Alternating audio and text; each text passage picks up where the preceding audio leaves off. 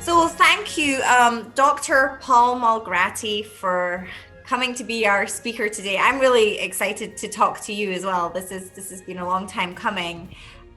Maybe we can start off and just have you, tell us a bit about yourself. I know that you're not Scottish from birth, but here you are studying Scottish literature with a PhD. How did that all come about?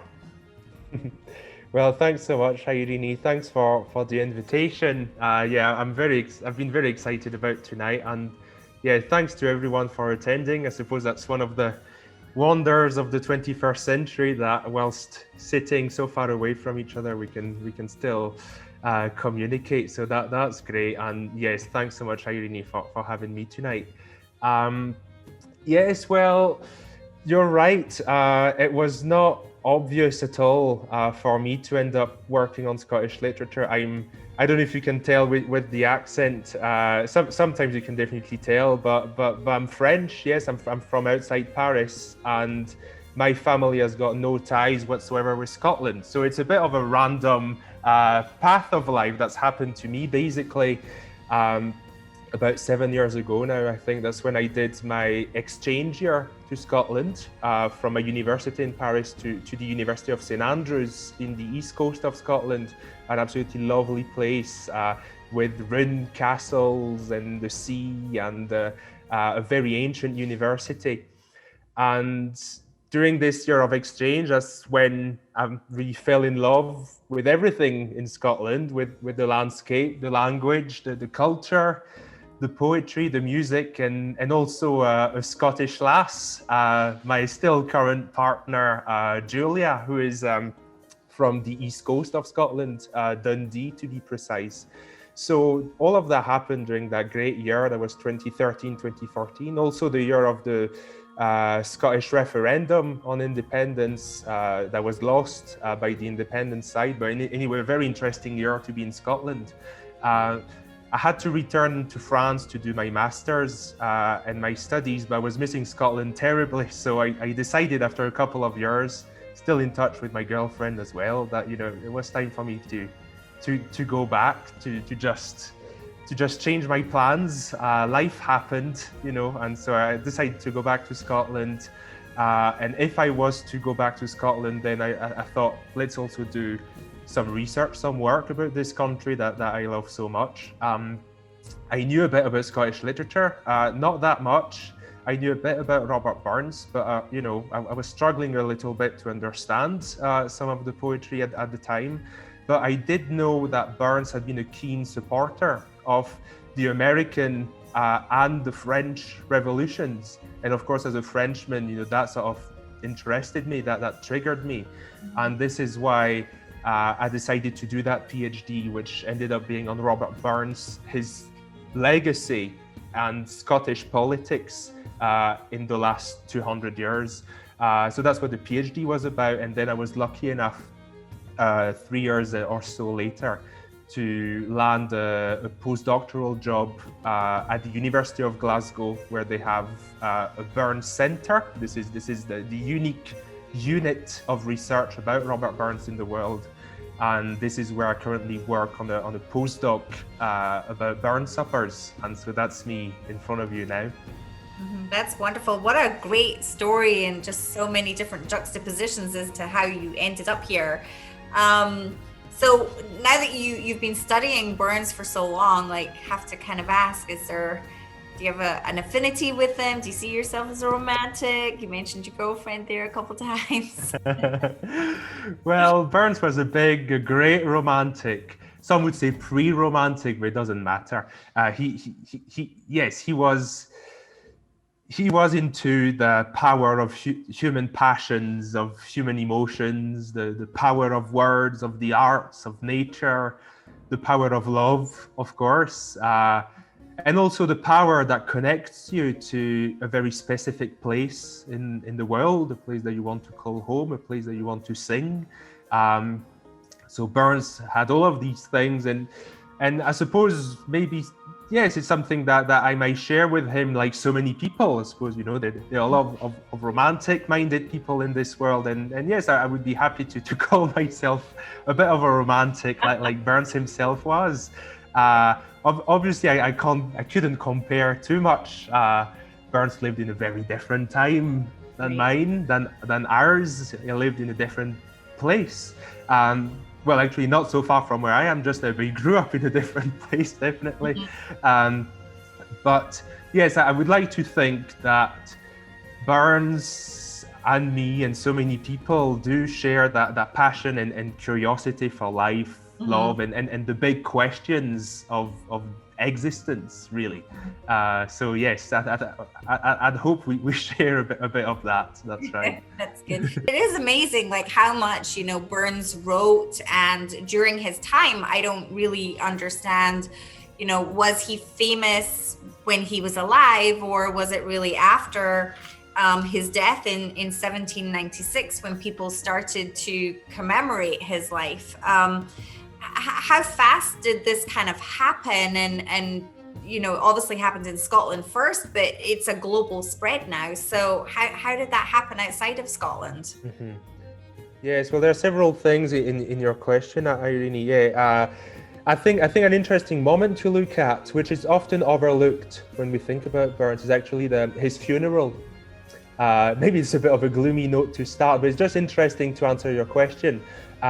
Because it shows us that Burns was indeed very well known when he died. It was not like so many poets maudits, as we say in French. It was not an obscure poet. He was already very well known, and you had thousands of people attending the funeral in the streets of Dumfries in the southwest of Scotland, where Burns died. Burns, during his lifetime, had been crowned, so to speak, Bard of Caledonia, of Scotland.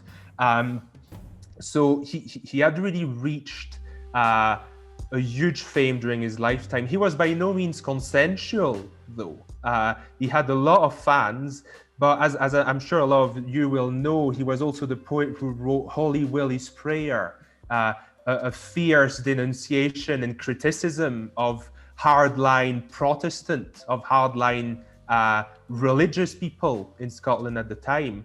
And his criticism had attracted a lot of ire and anger from a lot of people in Scotland at the time, because obviously religion was extremely important then. So there were people that definitely didn't attend the funeral. Nonetheless, you still had thousands lining up in the street for Burns.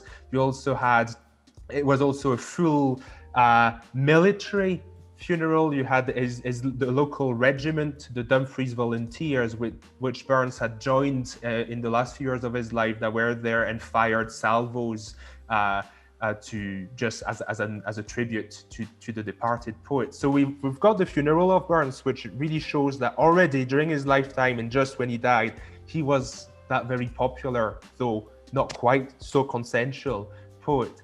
But it's only 5 years later that the tradition of the Burns Supper, as we know it today still, and as I'm sure a lot of you will have witnessed it, started. So we're in July 1801. 5 years, Burns died in July, so exactly 5 years after his death.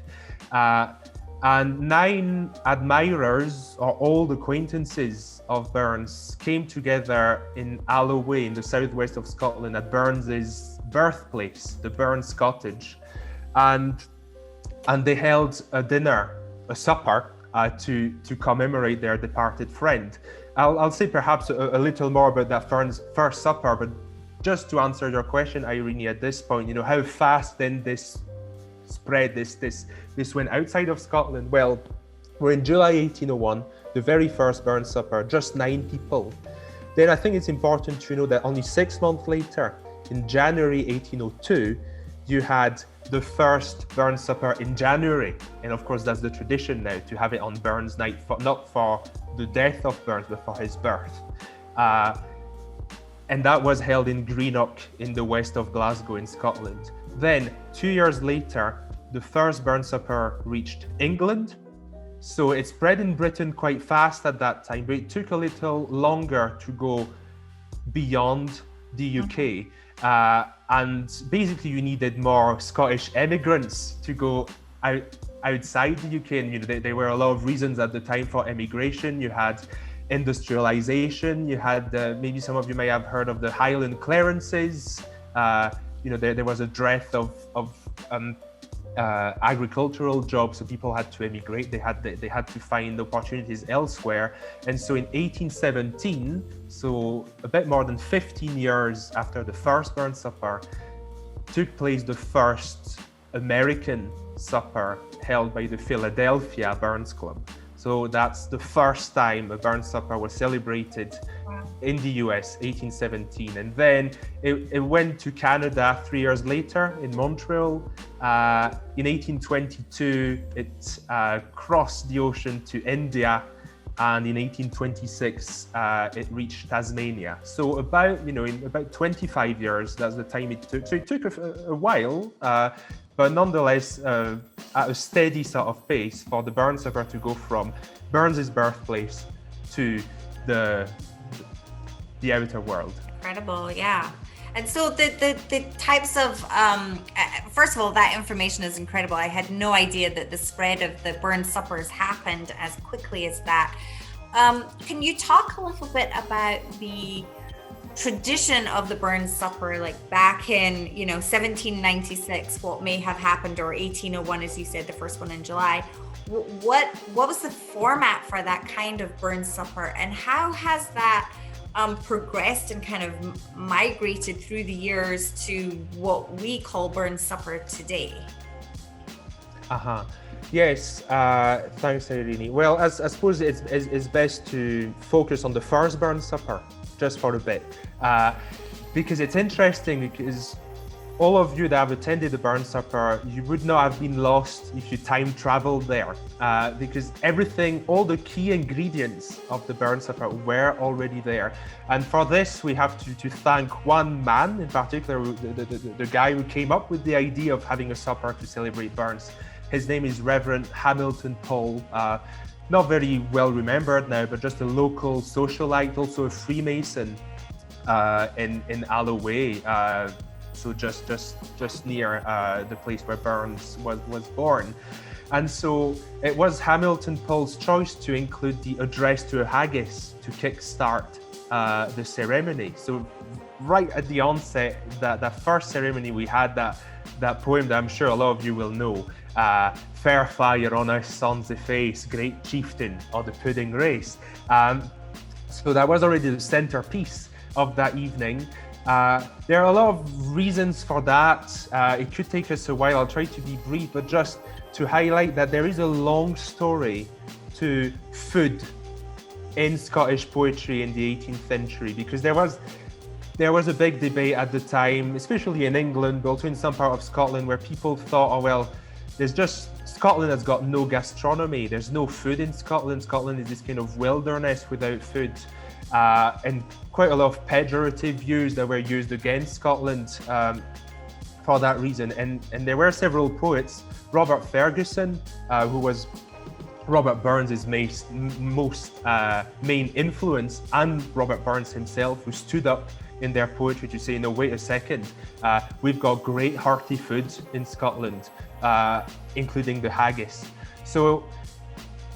And we know, of course, that Burns did like a good meal, did like a good drink, did like poetry in a social setting around a dinner table.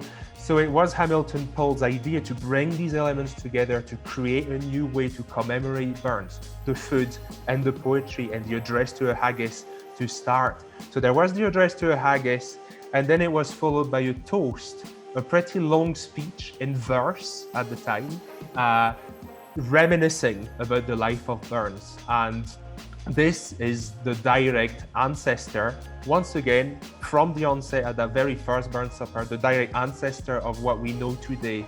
And I'm sure a lot of you will know that the immortal memory speech, which is generally the staple of a Burns Supper, the longest speech, which is there to really remember Burns's works, Burns's life, and for the speaker to tell us about their take on Robert Burns.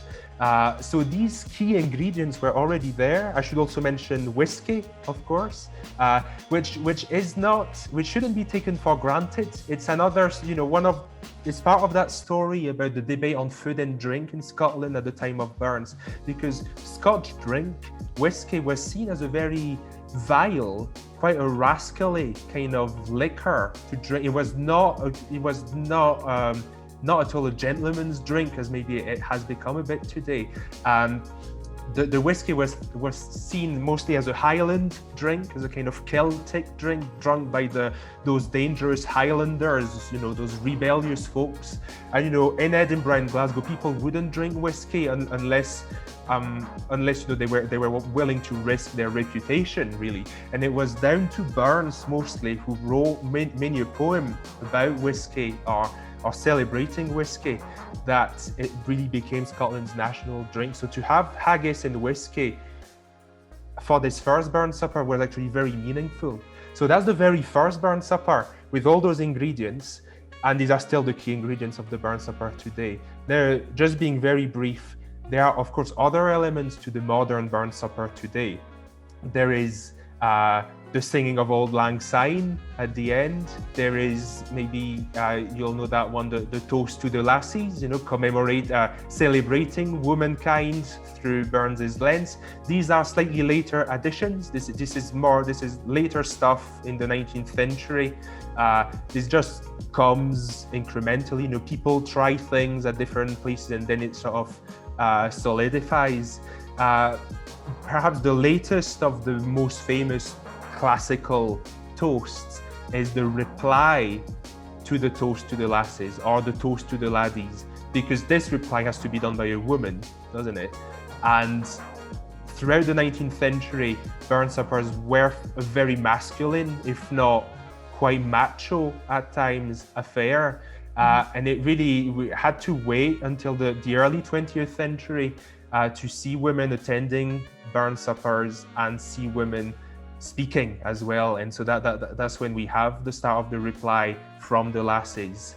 It's a long story and it's still very much evolving, but I think it's important to remember that the key ingredients were there from the onset.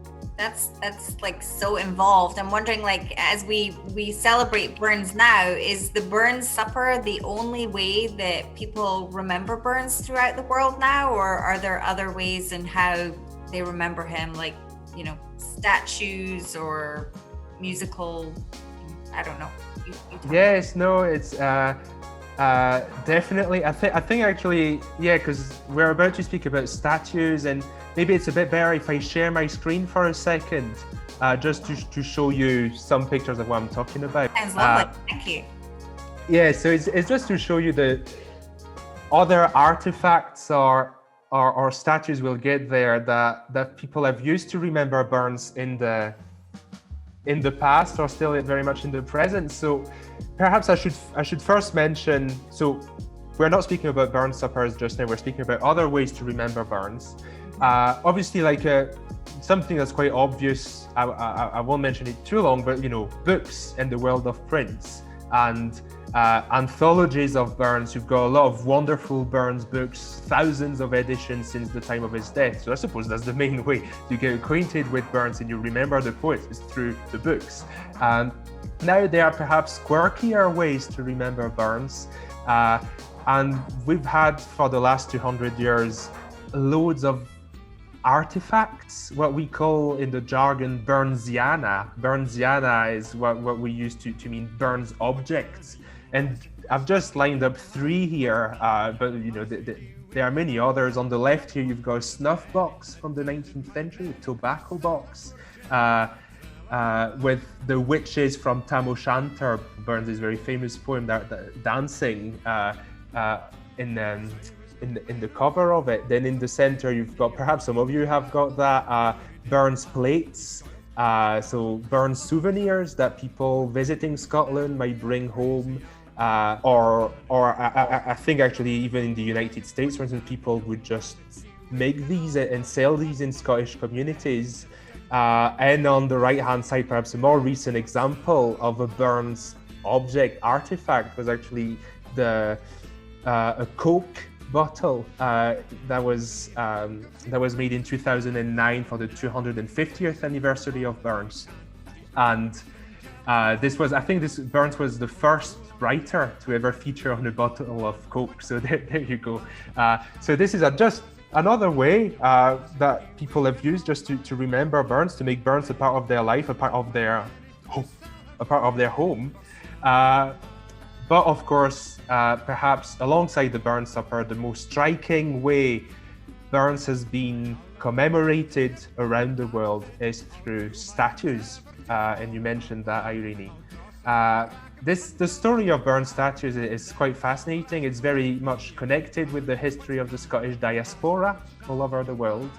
There are about 70 Burns memorials in the world, which is huge. I mean, there are just a handful of writers that have been celebrated more than that and more widely than that. Perhaps Shakespeare, to think of one, but really, it is an impressive number. Most of these, of course, are in Scotland, but nonetheless, you have 8 in Australia, 9 in Canada, 4 in New Zealand, and 16 of those statues in the United States. So there are a lot of interesting stories behind each of these statues.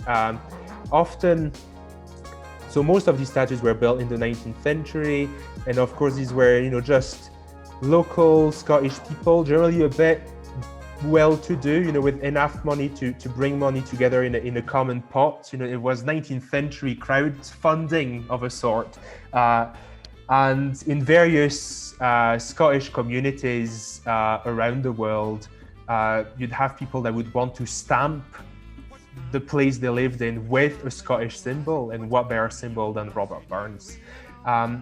Here you've got 3 photos, and perhaps you've noticed that this is 3 times the same statue. So you've got there are interesting stories about how just a same model, and here it's a sculpture by John Steele, traveled around the world. So on the right hand side here, you've got the original statue that's from the 1880, sorry.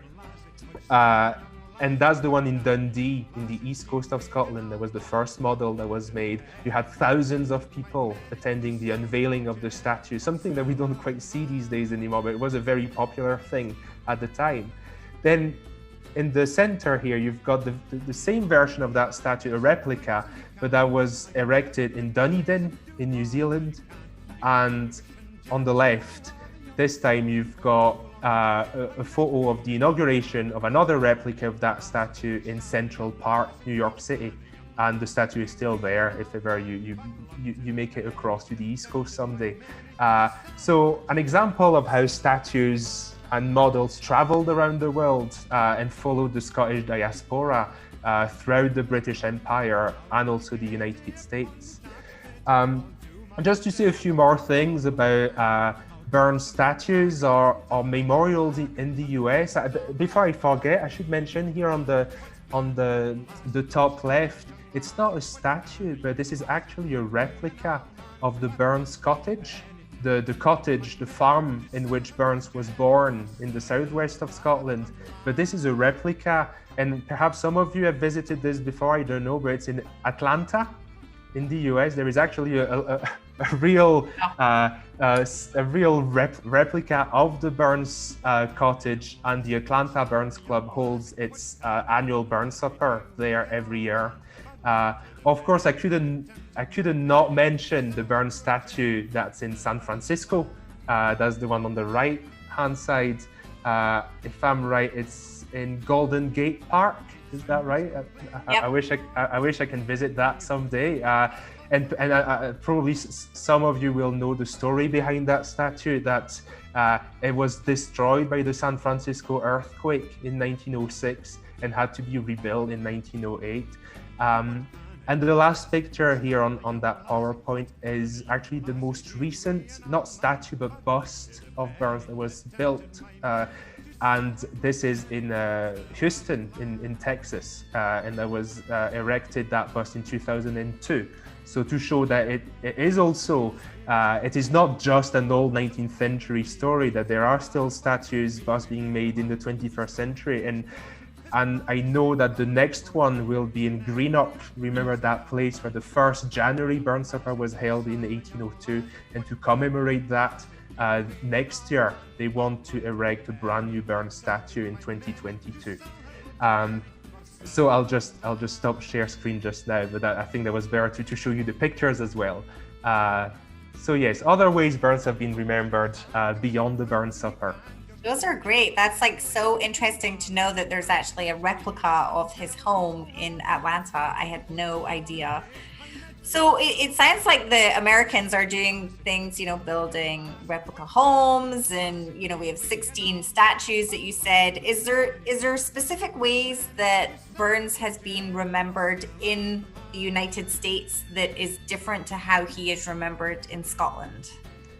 Yes, definitely. There is a lot to say about Burns in the US. A lot has been said already.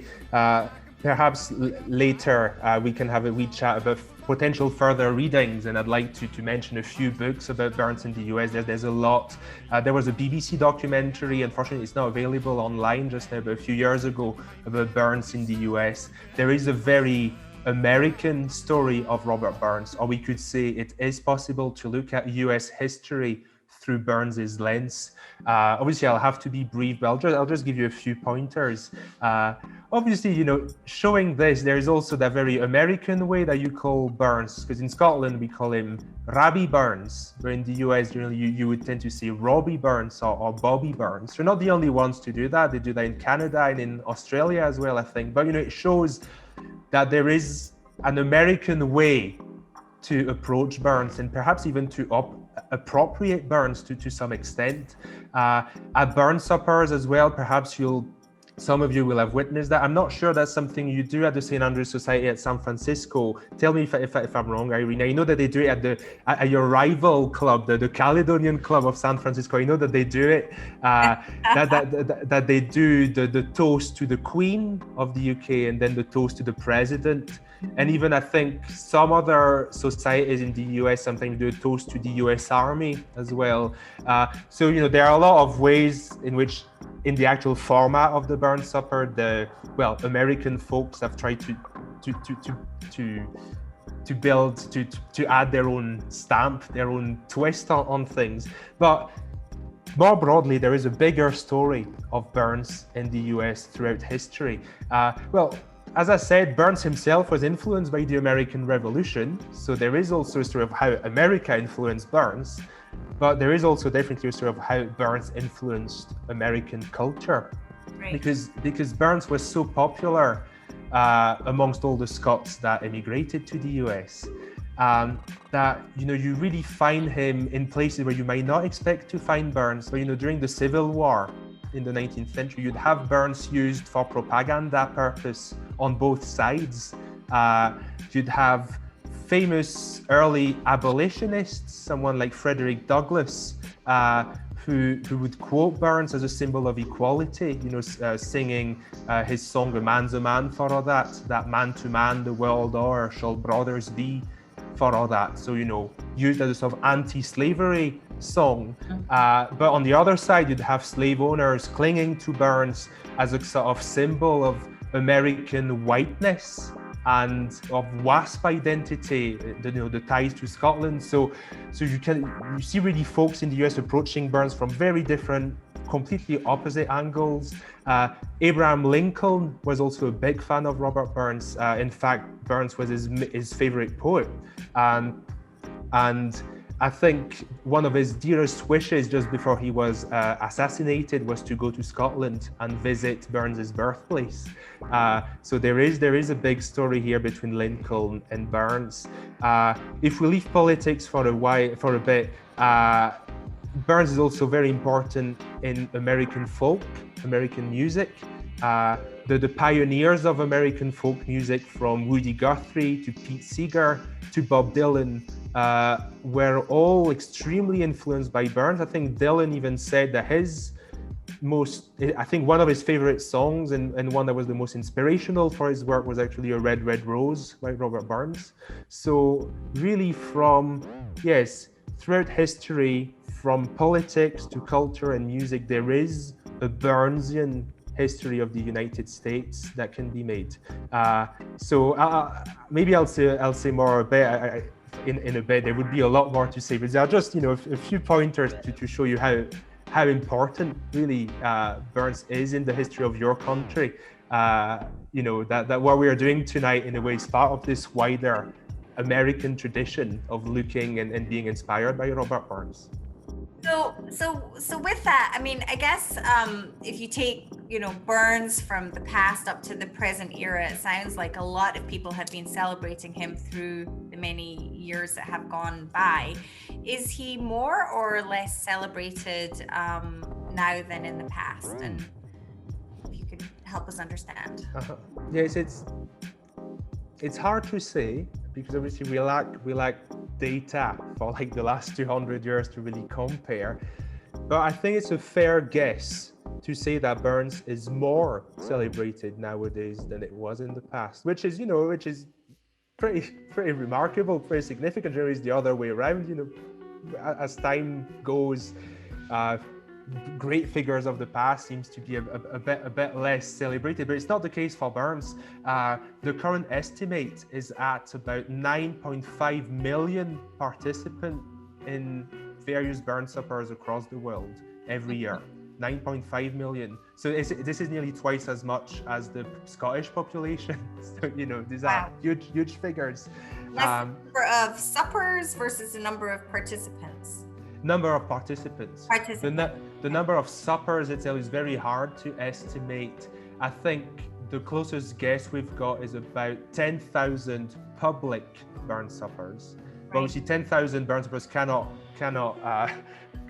contain 9 million people. So this means that there are obviously a lot of private Burns suppers held at home, but we can't quantify that. It's just these are just an insurmountable amount of data and people doing things without advertising anything. But the estimate is about 10,000 public Burns suppers around the world and more than 9 million people every year.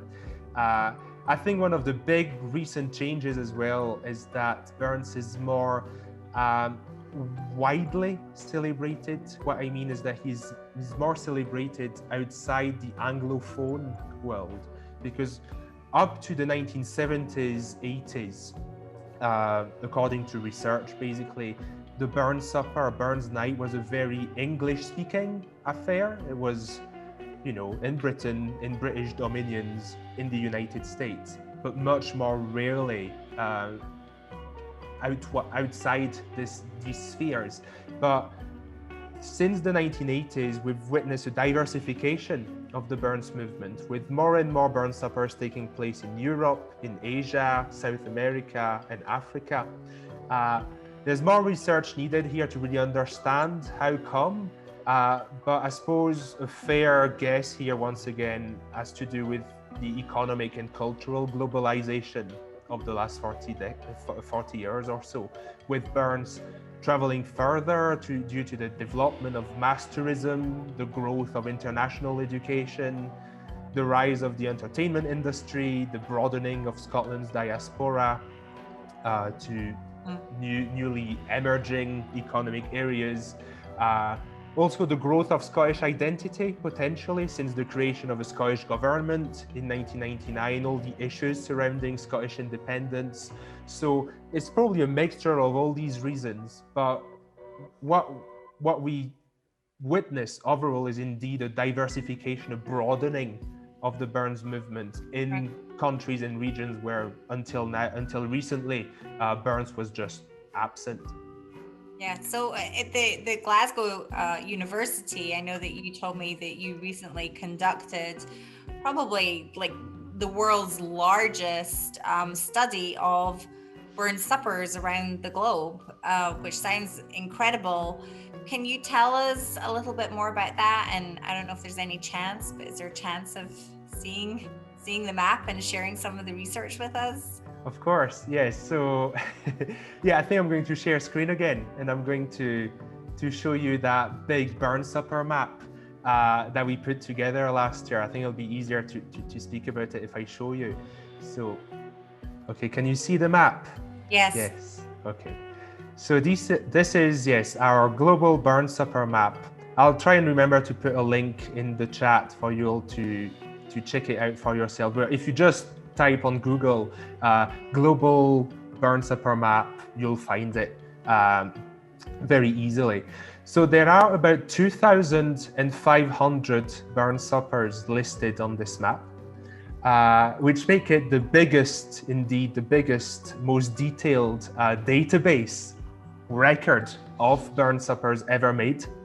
As we said earlier, we estimate that there are about 10,000 public burn suppers every year. So this is about only 1/4 of what it actually looks like. But this is, you know, let's say that this is us having a good go at it and trying to represent actually the burns movement as it looks like nowadays. So these are all very recent burn suppers here from the year mostly 2020, 2019.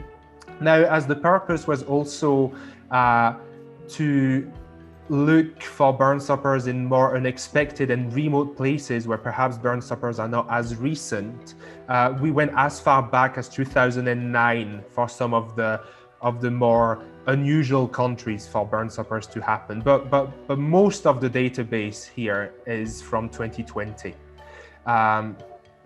So all the continents are represented, as you can see, and we've got a total of 145 countries featuring.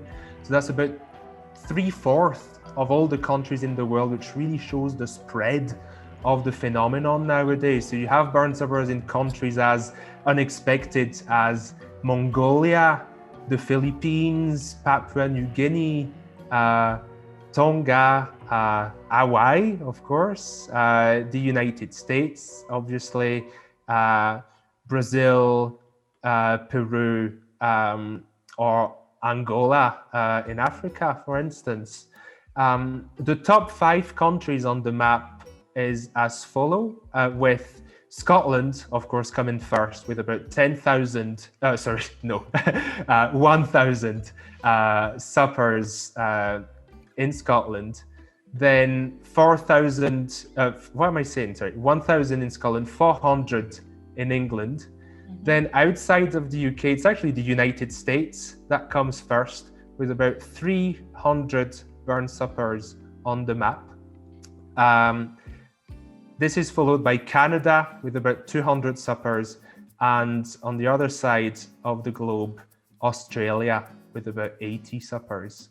And this is a pretty faithful representation of where burns is celebrated the most around the globe.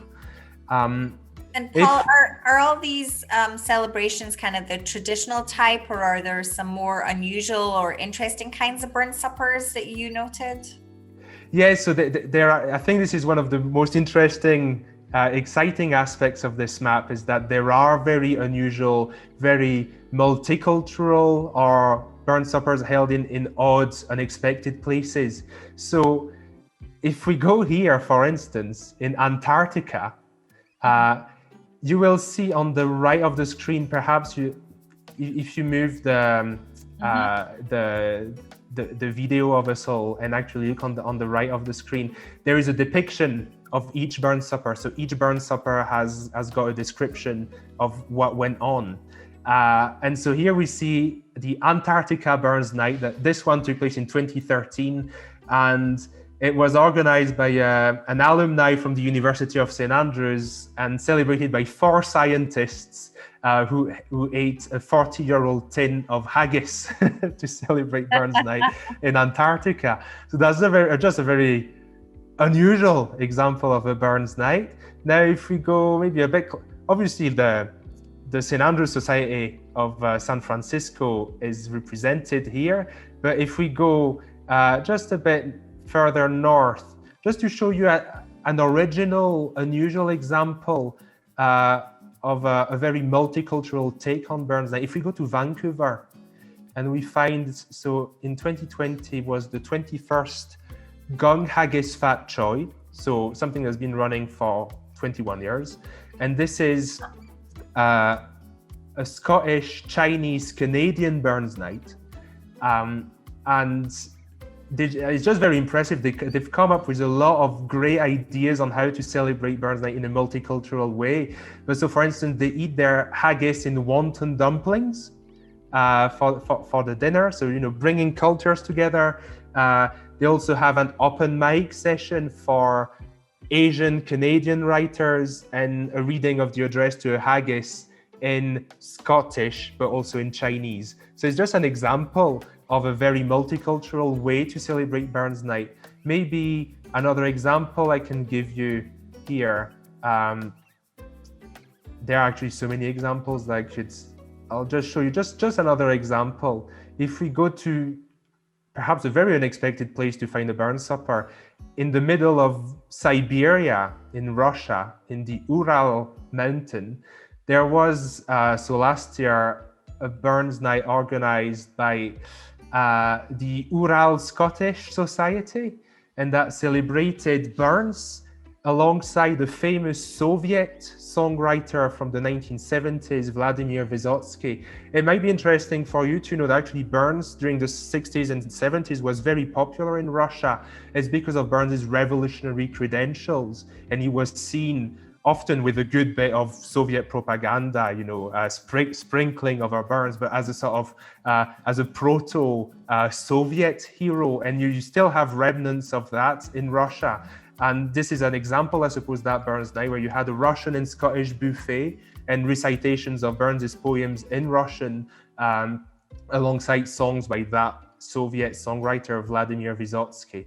It's just, obviously we could spend hours commenting on the map because there are so many of these very unusual multicultural take on Burns Night. So perhaps the best thing that I can do now is to copy this link and maybe put it in the chat, and later on after this, each one of you can have a wee search. Thank you. So do you think Burns would be happy about how he's been remembered all over the world? Well, that's a hard one. But I would say yes. I would say yes overall, because for one key reason is that Burns wanted to be remembered as a poet. He wanted to be remembered as Scotland's national bard. And he was very worried, and you can see that in his early writing, his early letters as a young man, where he is scared to just be washed away by oblivion and his verse never to be read. So I think it would be a big, nearly existential relief for him if he came back 220 years later and witnessed, well, his global fame, the 9 million people celebrating his name. So because the lad had a bit of an ego, I think he would be pretty pleased for that reason. Now, he might also be a bit more suspicious of other aspects of things that go on in the, as some people call it, the Burns cult, the Burns movement around the world. I mean, especially perhaps all the voyeurism about Burns's private life, about his sexual life. I'm not sure he would be too keen about all these aspects of his life to have been so dissected and discussed as they have been for the last 200 years. So that's perhaps other aspects that he might not like just as much. But overall, I think he'd be pretty pleased. What do you think he would like to be remembered for the most? I think as a poet, mostly. I think as well, more than a poet, I would say as a bard, because that's really the title, and he wrote it several times in his letters that it was the title, Scotland's bard. This is who he wanted to become. And yes, I think he would be pretty pleased about still being remembered that way as Scotland's main poet.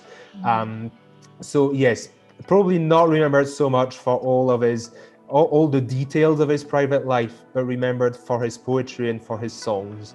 I think that's why he would have liked to be remembered for, and would be pleased to see that he's remembered for that. It certainly is, and certainly seeing all of those locations all over the world is incredibly impressive. I know that we're still going through our pandemic, and so last year or this year, should I say, many of the events were cancelled when they were, large events like the St. Andrew's Society of San Francisco. We had maybe 170 people last year, a big event celebrating, and of course we did not do that this year. Can you talk about maybe how his memory has kept up through the pandemic? Mm-hmm. Yeah, that's interesting, because I would say the pandemic has been very tough for Burnsians and the Burns movement in the world, not least because Burns' poetry and Burns suppers are really about everything that we've lost during that year of pandemic, and especially due to the subsequent lockdown and various restrictions. Because, Burns' poetry, Burns suppers, these are about human contact, physical contact. These are about a good meal shared with good cheers and good people. This is about dancing, singing, music, love, the social pleasures of humanity. So in a way, Burns' poetry is a lot about everything that we've not been able to enjoy so much in the past few months. But that said, people from many countries have done their best really to celebrate Burns this year, and there have been hundreds of virtual Zoom Burns suppers that have been held in January. Obviously, not quite the real thing, but still, we've witnessed hundreds of those all across the world. Once again, all across the continents. So people have still tried their best to pay tribute to Robert Burns. I know that some other societies have just postponed their event to later. I know that, for instance, the Hanoi Scottish Society in Vietnam, I just saw that this morning, had a huge Burns supper this weekend in March, a very late Burns supper, but some people have opted for that way to celebrate the poet. But yes, I would say Burns was still celebrated this year, and we can thank technology for that, but nothing can really replace the sheer good cheer and physicality of a proper Burns supper. So hopefully we can all reconvene properly next year to do that. Yeah, and so with that, I think we have even, in our attendance today, some people who are perhaps responsible for providing some speeches to their societies and talking about Burns. What thoughts of encouragement and words do you have for them? And maybe you could even talk to us about recommending some books or further reading about Burns and his legacy to help us all learn more and be successful in our sharing of Burns around the world. Mm-hmm. Okay. Yeah, it's an interesting recommendations for Burns speakers. I've given a few speeches myself, but I'm not a big expert. However, I've read hundreds of speeches, of immortal memory speeches, especially. So maybe I can try and give some advice, but just do of that what you wish. First of all, so now, hopefully by now you'll have heard that I'm not fully Scottish, and you'll have heard some French tinges coming in the way I speak. So yeah, just saying that, don't be afraid of your accent. Don't be afraid, because a lot of people are generally a bit self-aware, a bit self-conscious when it comes perhaps to recite your address to a haggis. And you're not a Scot, and you don't want to try and imitate the Scottish accent. Just be yourself. Just say the words as you would say it. It's fine. Just recite it in your own accent. People won't judge you for that. I think people might get a wee bit awkward if you try too hard to sound like Braveheart, But just be yourself, and these are generally the best. The best performances of Burns' poetry. Now, when it comes to speeches, well, obviously it is very hard to be original when you give a toast to the lassies, a reply from the lassies, or even more so an immortal memory speech. So I think the estimate from the map, if we extrapolate data from the map, would be that there are about 5,000 immortal memory speeches given annually. So across 10 years, we're speaking about 50,000 Burn Suppers, immortal memory speeches. So, it's just very hard to be original when you have these data, this kind of figures in mind. It's very daunting if you're going to be the speaker and you want to try and, say something a little different. But I think there's an easy way around it. And the easy way around it is to try not to just give another biography of Burns. Just don't get into the nitty-gritty of facts. Don't turn into Wikipedia. People can do that for themselves. I think it's more interesting, and the best speeches I've heard or read generally were those where speakers tried to just give their very own perspective on Burns. Why are you here tonight? Why have you put all that effort in giving us a speech? This is because you care about this stuff. This is because you like Burns. There's something in Burns that speaks to you, that speaks to your heart. So just tell us that. Tell us why is that? Is that your personal story? Is that just how Burns speaks to you at that personal level? So maybe build your speech around that. Or if you don't, or if maybe you fear to be a bit too open about yourself, I find a pretty convenient way to go around this is perhaps try and compare Burns and poems that you like from Burns to other writers that you like. That can be a good way to just come up with something entirely new. This could be the last book that you've read and really enjoyed. Well, you're the same person. You enjoyed that book and you enjoyed Robert Burns. So what is the link here? Try to work that out for yourself. I think it would be what I would really like to see, and I think this is going into that way, but if Burns Night and Burns Suppers could not just be about Robert Burns, but if Robert Burns could also be here as a springboard, as a platform for literature and poetry as a whole. So this is just another piece of advice. Yes, if there's another book, another writer that you really love, if I don't know, if you so wish there were a T.S. Eliot Burns Night or I don't know, a Shakespeare night or something, or some contemporary authors, then say that and explain why. So yes, that would be. I'll stop now for the speech advice. That's as far as I can go. But hopefully that this is helpful somehow. And maybe just to finish, I'll put in the chat some links to a few Burns books that I think could be interesting and that relate to the kind of stuff that we've been chatting about tonight. Yeah, you should. And I can include these links in the follow-up email as well for everyone participating in this. Yes, good idea. I just put one biography, which is actually from my PhD supervisor, but this is without bias. I think this is the best biography of Burns around just now, by Robert Crawford, the Bard. So I've given you a link to this. It is a very accessible, very well written, and very comprehensive biography of Burns. Then I've also put a book by Clark McGinn. This is the biggest summation of the history of the Burns Supper. So if you want to learn more about, the format of the Burns Suppers, the very first Burns Supper, the toast, the haggis, the whiskey, this is the book for you. Then I added books more specifically on Burns in the United States. So if you're interested in that connection, perhaps the more academic book about this and recent, perhaps a bit hard to find, but hopefully it can be accessed in some of your local libraries, I would hope, because otherwise it's a bit expensive to buy. But it's from Aaron Sood, Robert Burns in the United States of America. So that's the most complete book on the subject, the most recent, the most researched.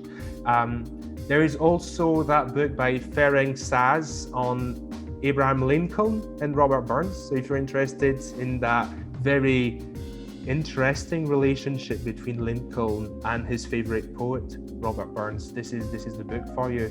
And another fairly scholarly book, hopefully you can get that from a library, or maybe perhaps if as a society you want to learn more and can put a bit of money together to get that book. I think perhaps you can find it secondhand, but it's just another very good book on Robert Burns in transatlantic culture. So a lot of very good articles, very good pieces on just Burns, the United States and Canada. as well. Paul, thank you so much for today. This has just been incredible, such a wealth of knowledge that you've shared with us. I can't thank you enough. I hope all of our participants feel the same. We will look forward to having you back with us again. This has been an incredible day for us. So thank you so much, everybody, for attending. And Dr. Paul Malgrati, thank you so much. Thank you so much to you, Irene, and to everyone. It's gone so fast, but yeah, it's been amazing. Yes, thank you, everyone. Okay, thank you, everybody. Goodbye.